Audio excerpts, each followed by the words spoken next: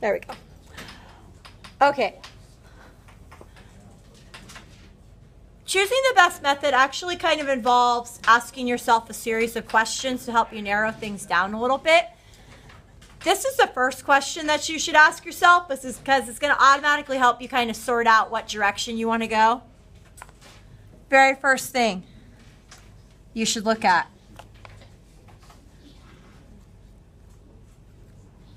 Are both equations in slope-intercept form?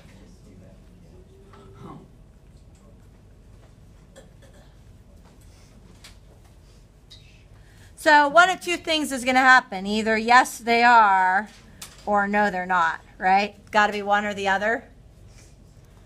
And here's why I said this helps you to automatically sort out your strategies a little bit. If they are in slope-intercept form, out of our 4 strategies, graphing, table, substitution, elimination, which of those is going to be really easy if everything is slope-intercept equations? Graphing, because I could just do the start value and the slope, right?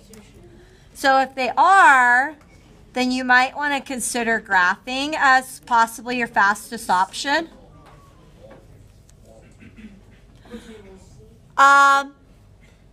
Another one, and this has kind of been implied, whether you've realized it or not, but with our table strategy, if you guys look back to when we were using tables, all of the table strategy equations, almost all of them were slope-intercept. And the reason for that is so when you put a number in, it immediately gives you the answer. You don't have to do a bunch of work to solve the equation to get the answer. So that's another one that we really want to save for things that are both in slope-intercept form. I'm going to put a little space here because we're going to add something in below graphing.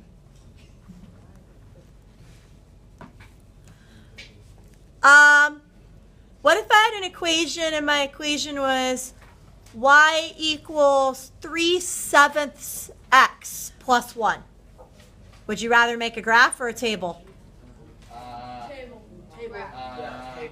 No, graph. Okay, so some of you guys started to say table and you changed your mind and said graph. Why would a graph be easier? Rise, run.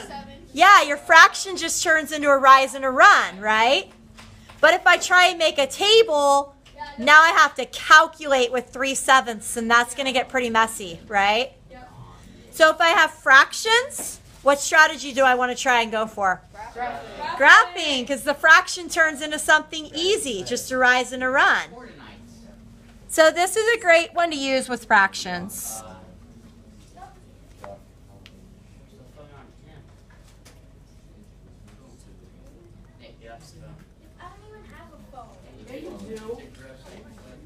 How about,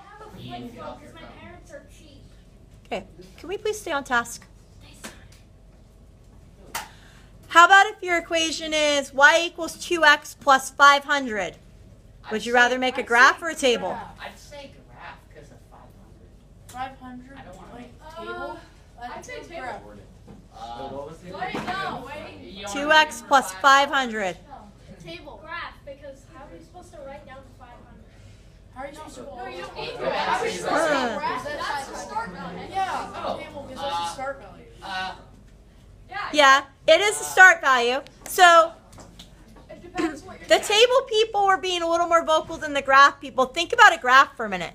I would have to skip count by something really big in order to make 500 fit on my graph, right? Yeah. So I'm skip counting by something huge, but then I've got a slope that's up to and over 1. So I've got these huge things that I'm skip counting by, and then I'm going to try and measure a tiny little slope on that graph.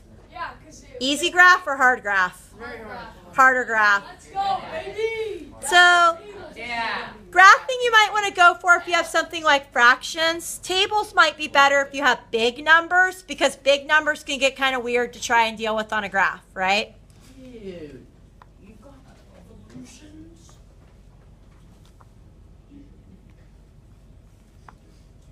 Right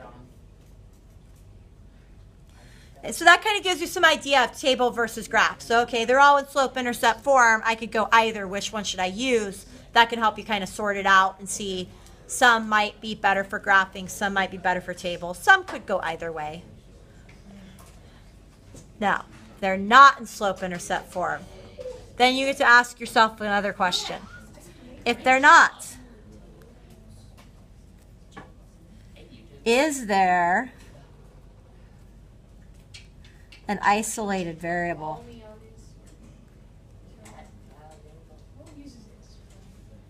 Except for the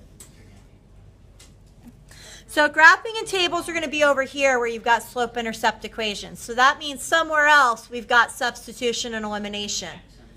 If I have an isolated variable, what's going to be the fastest strategy? Substitution, because I could take that variable that's by itself and swap it out, right? It's all set up for that.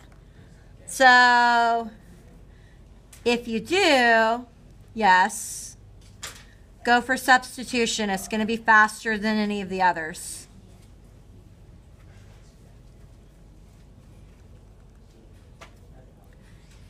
If you don't, it's not in slope-intercept form. I have nothing isolated. Where does that land me?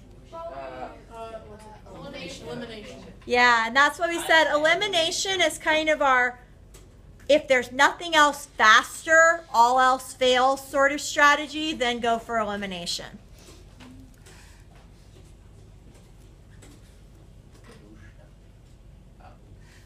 Barely gonna fit elimination. Like I said, we've been talking about this as we've introduced each strategy, but now that we've got all 4 strategies, this is just kind of summarizing it so that you actually have it concrete in your notebook. You know, these are the things you ask yourself to try and pick one of the 4 so that you're not staring at a problem going, what do I do?